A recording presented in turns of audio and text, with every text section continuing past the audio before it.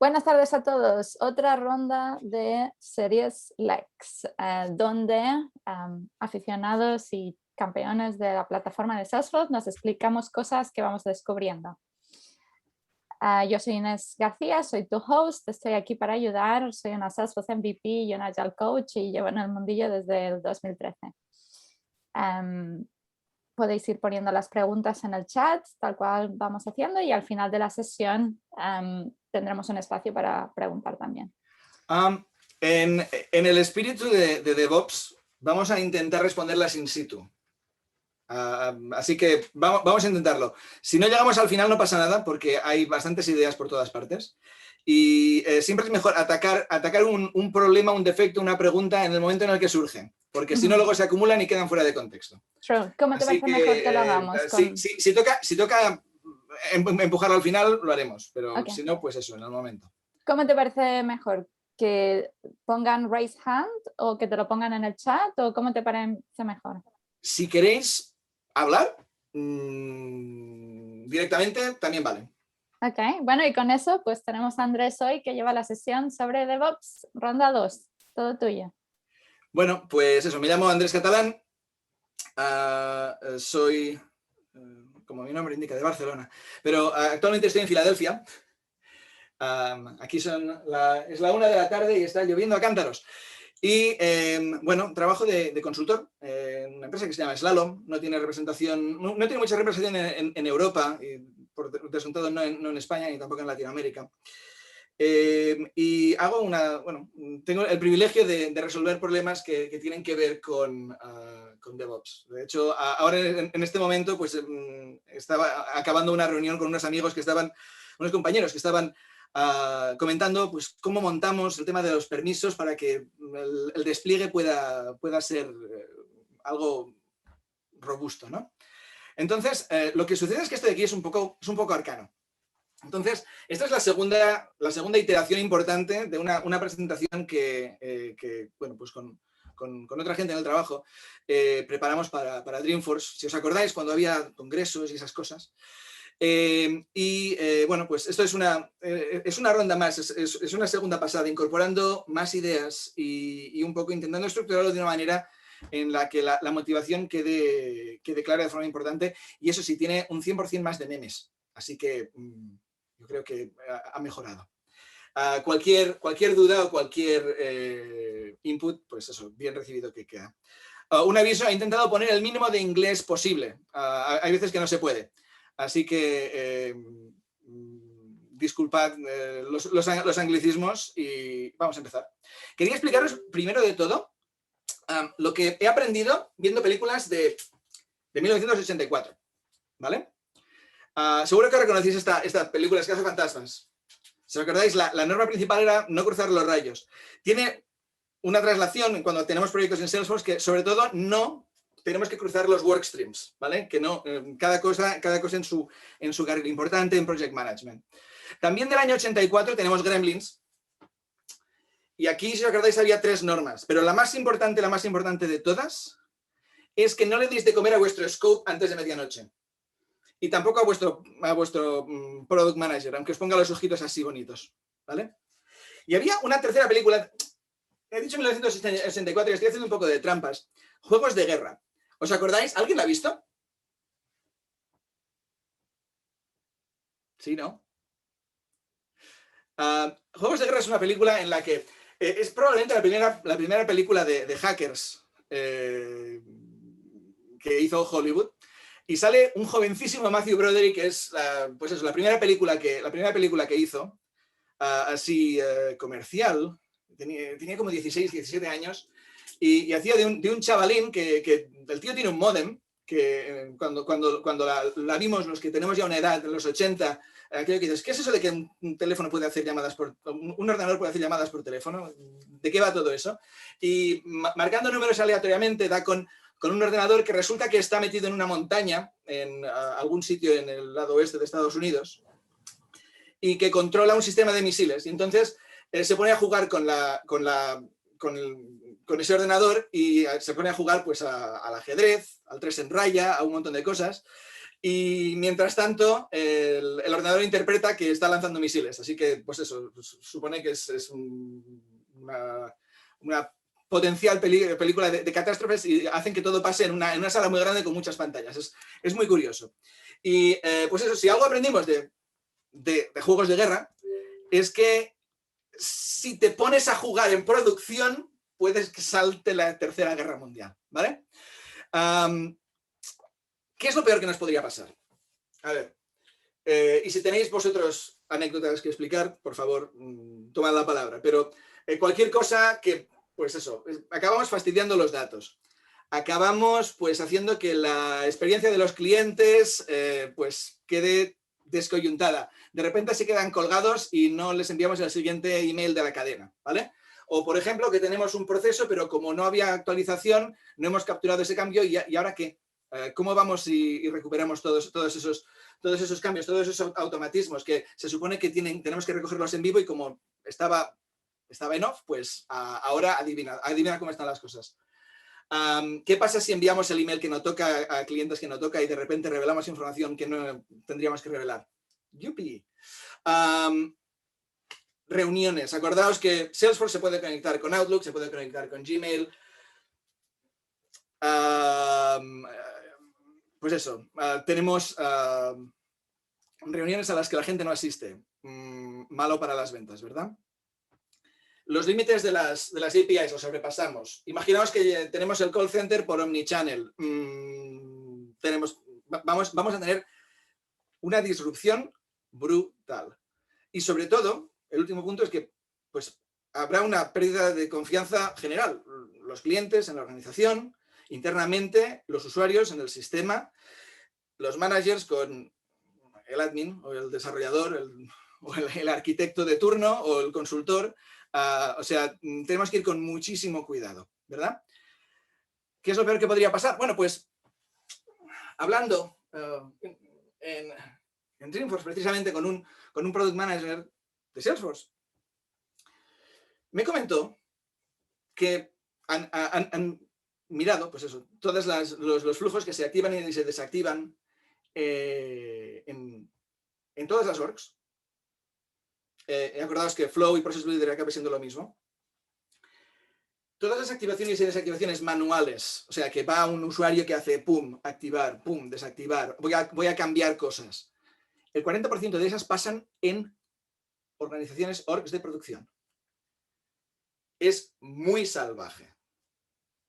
Es, como diríamos en inglés, amateur hour. Es una pachanga. Y cada vez que hacemos esto estamos tirando los dados, porque muchos de estos cambios son cambios que la única manera de testarlos, de probarlos, es precisamente hacer una activación. Así que es delicado y requiere un poquito de, pues eso, tener un procedimiento para poder poner en producción soluciones que han sido verificadas. Entonces, ¿qué es lo que pasa? Que esto de hacer aplicaciones es complicado. Resulta que, a ver, si no podemos hacer las cosas en producción, resulta que tenemos que desarrollar en un sitio y la realidad pasa en otro sitio. Y tenemos que, pues eso, traer las cosas de un sitio al otro. Y ese desfase, ese hueco, ese pues, abismo, como el cañón del coyote, es difícil tender un puente. Y precisamente tener un sistema. Visto que es tan complejo, hace falta tenerlo sistematizado y de una forma que pueda ser replicable. Entonces, la idea es que DevOps responde.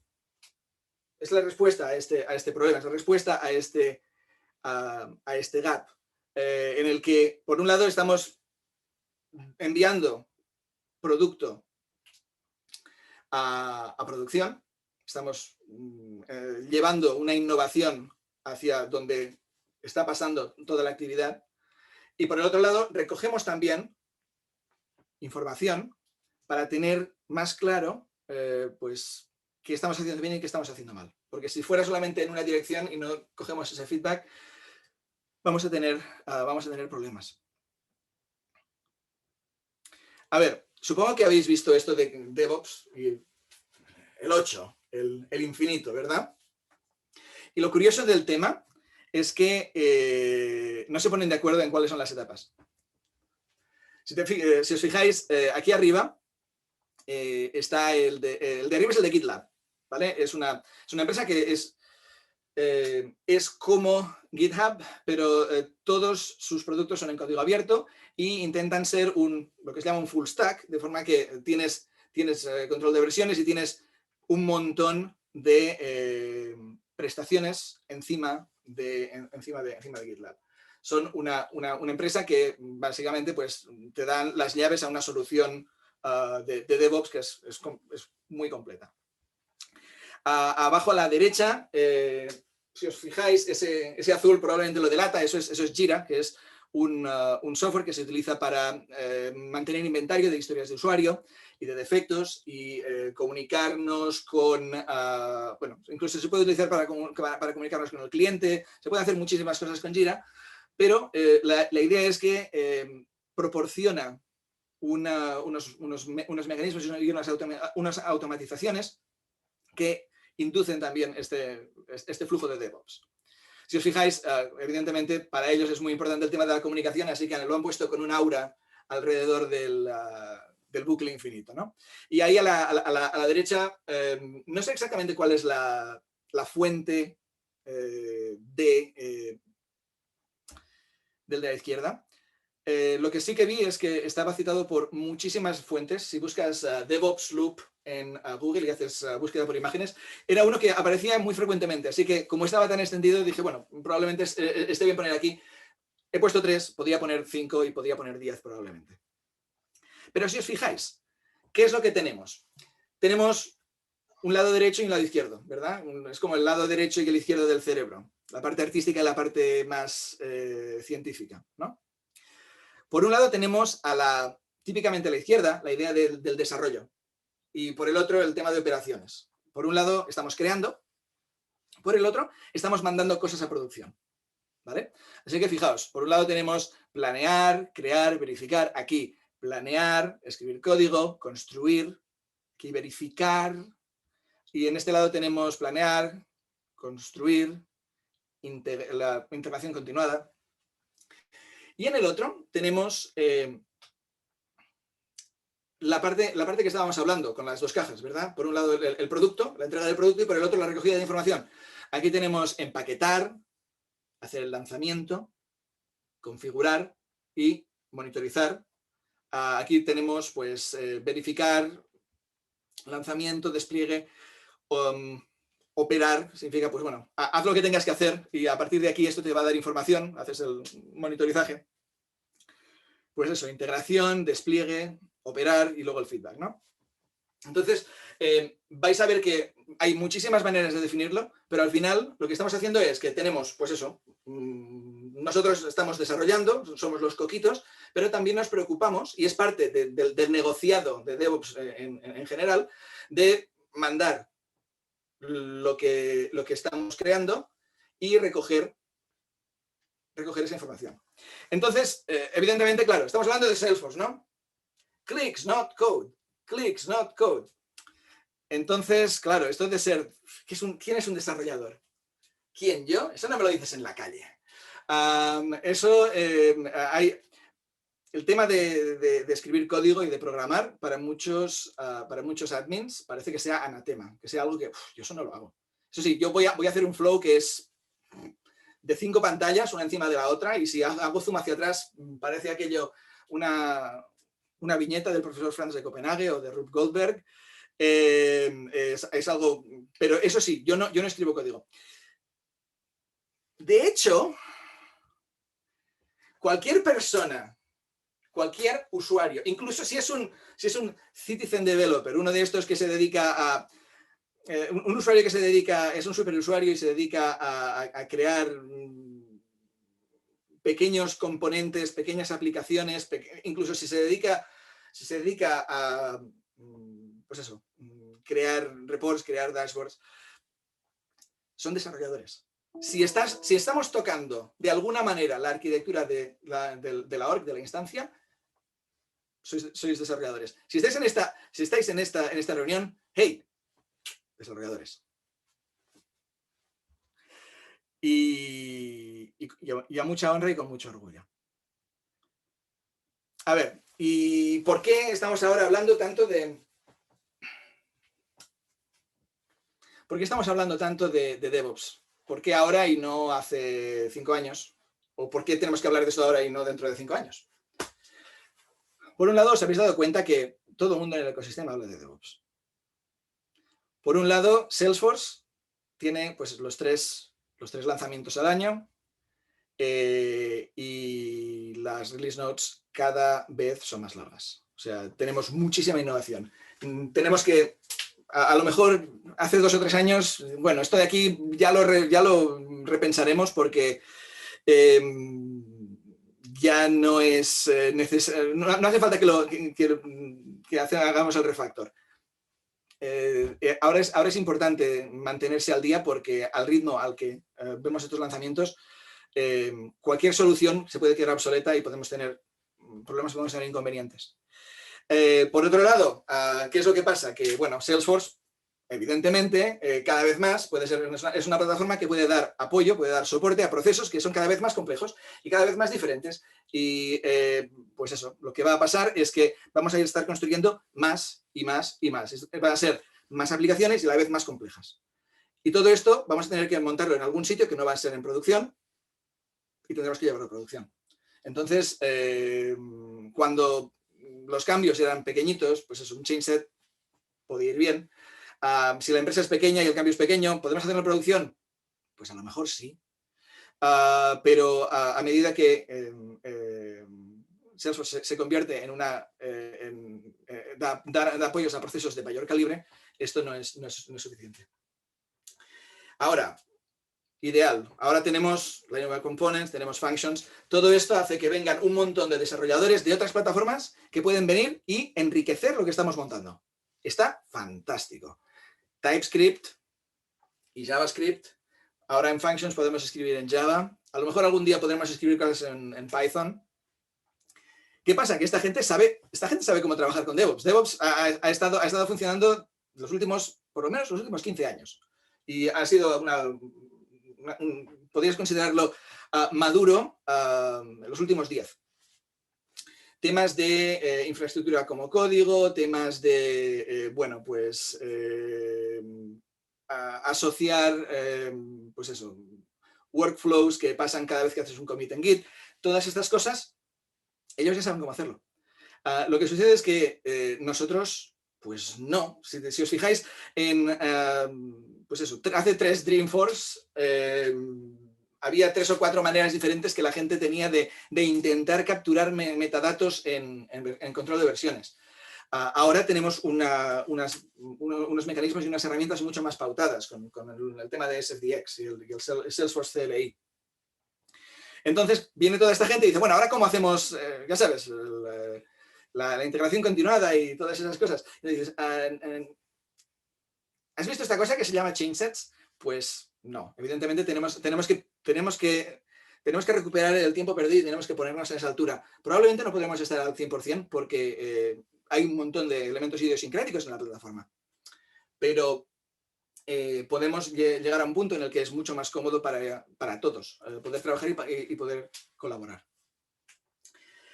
Algo que nunca me esperaba. Esto es tremendo, el cuarto punto que tenemos aquí. Tenemos el clicks not code. Pues no, clicks are code. Los clics son código. Cada cosa que haces con un clic se transforma en una línea de código.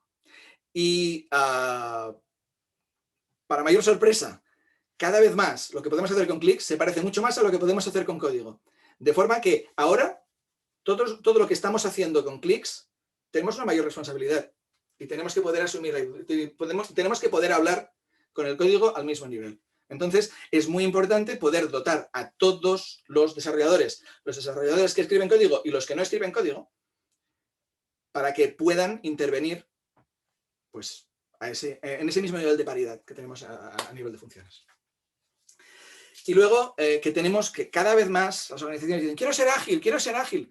Pues, a ver, DevOps no es igual a ágil y ágil no es igual a DevOps, pero la correlación es muy fuerte. Entonces, si quieres tener un cierto nivel de agilidad a la hora de llevar esa innovación del entorno de desarrollo al entorno de producción, utilizar algunas de las técnicas de DevOps va a ser importante. Y digo algunas de las técnicas porque no es un interruptor que digas, pues eso, encendido, apagado, 0, 1. Es un espectro muy amplio y hay muchos elementos que se pueden escoger y hay muchos elementos que se pueden, es un poco como un menú. Se pueden adoptar a medida que sea conveniente y a medida que sea necesario. ¿Por qué? Pues, oye, porque va bien para los equipos. Va muy bien tener un equipo de desarrolladores, tener pues, personas en la empresa que están orientadas al desarrollo y a conseguir que la org se mantenga y que crezca. Adoptar técnicas de DevOps va a reducir el riesgo de burnout, de quemarse. Tenemos investigación que apoya este dato. La probabilidad de que la org no se fosilice y que se quede ahí sin que nadie haga nada porque es imposible mover nada de un entorno a otro, cuanto más tendamos a adoptar DevOps, mayor va a ser la probabilidad de que la org siga en un cierto estado de salud. Y luego tenemos que cada vez más, organizativamente, tenemos valores corporativos que suenan muy bien. Utilizar DevOps permite que la gente se identifique más a nivel macro, a nivel de grandes principios, pero también a nivel micro, a nivel de yo tengo una opinión, lo que yo hago valgo, mi iniciativa cuenta, porque muchos de los aspectos que discutimos aquí tienen que ver con proporcionar a los equipos un nivel de independencia y un nivel de autonomía necesario para hacer lo que sea necesario para que pues, los cambios puedan llegar a producción. A ver, más lecciones de los 80. Esto es un poco más en serio, pero hay un libro muy chulo, La máquina que cambió el mundo. Esto de aquí, no sé si os acordáis que en los 80 pues teníamos, aparte de todos los constructores los fabricantes de coches en Europa, teníamos básicamente pues, una serie de compañías en Detroit, americanas, Ford, General Motors y compañía, Chrysler, pues los coches japoneses se les estaban comiendo la merienda. Y el Instituto de Tecnología de Massachusetts dijo, vamos a estudiar por qué. Y entonces, a partir de todo esto salió la idea de, pues, el sistema de producción de Toyota, el Toyota Production System. Habréis oído hablar del Lean Manufacturing, habréis oído hablar de Black Belt, Six Sigma y todos esos temas de calidad en la producción y compañía, pues eso. ¿Cuáles son las ideas básicas que importan aquí? Pues son bastante sencillas. La idea fundamental es eliminar el despilfarro. Hay un montón de cosas que hacemos que no añaden valor. Fuera. De forma radical. Segundo, no vas a poder llegar allí inmediatamente. Es un proceso de mejora continuada. Solo tienes que dar un paso cada vez. Y para conseguirlo tienes que conseguir que tus empleados se sientan empoderados. ¿De acuerdo? Algo que es un poquito complejo de explicar a veces es la idea de que cuando estamos produciendo algo, tenemos que hacerlo de uno en uno. En lugar de, pues imaginaos la producción a nivel producción de masas, imaginaos que tenemos que producir coches y necesito 5 coches rojos, pero resulta que solamente los puedo producir de 50 en 50. Eso significa que produciré 5 y luego los otros 45 van a estarse sentados en la campa hasta que alguien los quiera comprar. De forma que eso de ahí es desperdicio, es despilfarro y eso hay que evitarlo. Así que siempre de uno en uno. Y para poder hacerlo de uno en uno significa que todos los mecanismos de producción, las personas y las máquinas tienen que estar orientados a que vamos a ir haciendo las cosas de uno en uno. Si esto suena mucho a Kanban, pues sí, es verdad. De hecho, Kanban se origina en el sistema de producción de Toyota. Así que si lo habéis oído a base de pues, verlo en Jiras y Azure DevOps y programas de esa índole, pues viene de aquí. Otro principio. Si algo está mal, lo paras y lo arreglas. Páralo todo. De hecho, en las cadenas de producción de Toyota puedes tirar de un cordón y decir, ¡hey, se acabó! Ahora vamos a arreglarlo, porque aquí hay un defecto. Y todo el mundo arregla el defecto. Y eso sí, al principio pierdes mucho tiempo, porque inviertes mucho tiempo en encontrar cuál es el problema. Pero la próxima vez eso no volverá a pasar. Así que, como estamos detectando cuál es el problema muy cerca del origen, es muy fácil encontrar el porqué, es muy fácil arreglarlo, es muy fácil cambiar el proceso para que eso no vuelva a pasar. Y la idea es que todo el mundo debería intentar hacerlo todo bien a la primera. No siempre se puede. Es un goal, es una aspiración. Pero la idea es conseguir que todo salga bien pues, a la primera, lo cual significa que cuanto más gente tengas ayudándote a detectar posibles inconvenientes, lo tendrás mejor. Y esto de aquí es relevante.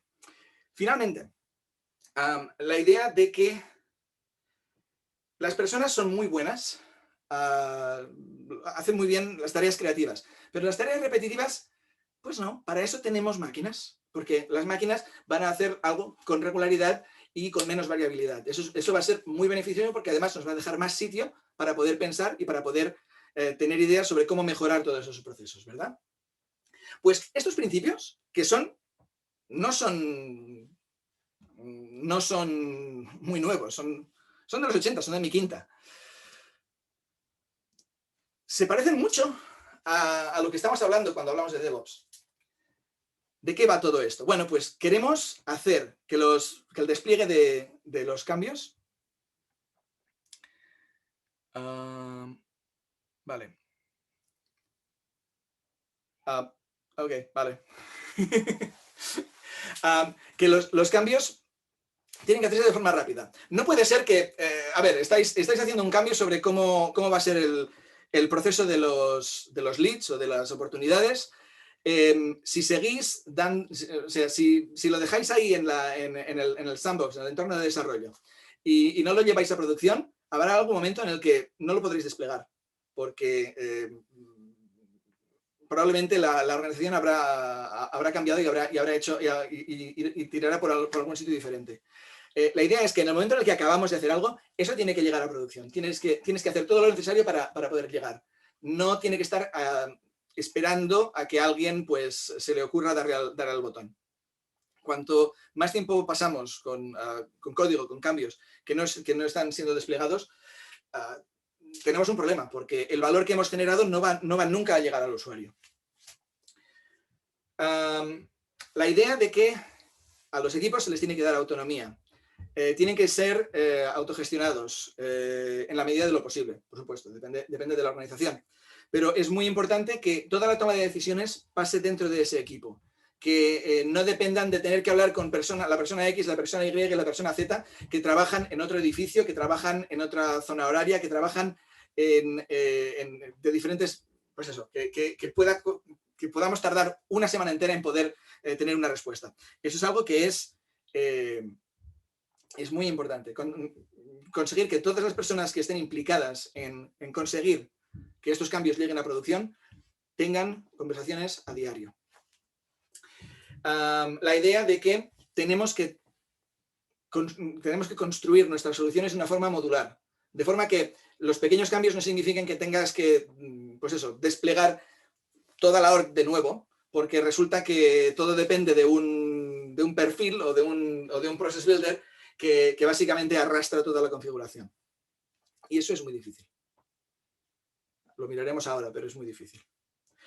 La idea muy importante de lo que se llama el shift left, moverlo todo a la izquierda. La idea es que a la izquierda tenemos el desarrollo y a la derecha tenemos producción. Y muchas veces en el camino del desarrollo de la producción tenemos procesos que de alguna manera son como el gorila de una discoteca, que no te va a dejar pasar. Pues tenemos InfoSec, tenemos las pruebas, tenemos testing, tenemos aceptación de usuario, tenemos compliance, tenemos 1000 cosas, incluso un architectural review board. Bueno, hay 1000 inventos de sistemas que están ahí en teoría para asegurarnos de que lo que estamos desplegando sea todo de calidad. El problema es que estas personas nunca han estado involucradas en el desarrollo, así que no tienen ni idea de lo que hemos hecho. Con lo cual, los inputs que nos van a dar van a ser a veces mediocres, a veces no relevantes y a veces a lo mejor alguno se salva. Entonces, en lugar de hacer todo esto, pues antes de llegar a producción, ¿por qué no los involucramos al principio? En el momento, de forma que podamos detectar esos fallos en el momento en el que sea necesario. Y finalmente, la idea de la automatización de tareas repetitivas. La idea es que, sí, las primeras veces que tienes que hacer un despliegue, tienes que seleccionar ciertas cosas y demás, lo hagas tú. Pero en la medida de lo posible tenemos que intentar ser listos y muy vagos. Vagos, de forma que valoremos nuestro esfuerzo y que seamos bastante ahorradores a la hora de invertir nuestro esfuerzo en según qué tareas que podían ser de una máquina, y listos para poder identificar y para poder convertir esas tareas en algo que lo pueda hacer, pues eso, un ordenador, un proceso automático. ¿Alguna pregunta hasta ahora?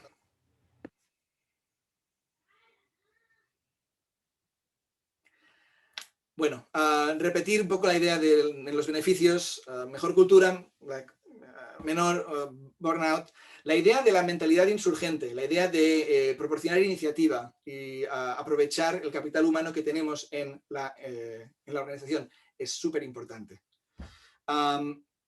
Y me quedaría sobre todo con el último punto, la idea de que la resiliencia es mucho más importante que la robustez. La robustez es el esfuerzo, tener el objetivo de que no haya fallos. Entonces, claro, si no tienes fallos y a lo mejor ves uno cada 2 años, a lo mejor ese uno que ves cada 2 años es un fallo gordo, porque probablemente no estabas preparado para poder pararlo, y significa que no sabrás solucionar todas las consecuencias. En cambio, si en lugar de, pues eso, en lugar de preocuparte porque no haya ningún fallo, te preocupas porque la reacción a todos esos fallos sea lo más rápido posible, significa que el impacto de esos fallos va a ser mínimo, casi cero, y cuando venga uno gordo probablemente estarás mucho más preparado para poder responder. Entonces es mucho más importante tener una mentalidad de poder reaccionar y no de ser el portero de un equipo de fútbol italiano que no deja pasar ni una, ¿no? Tenemos una pregunta, Andrés, en los últimos 4 minutos, menos de 4, que se nos cierra el Zoom. ¿Vale? El uso de DevOps con gestión del cambio, que básicamente es el concepto de DevOps, pero Sí. algo así muy corto para round the concept. Con gestión de cambios. A nivel de organizativos. Oh, espérate. Sí, dicen que sí. ¿Es un chat?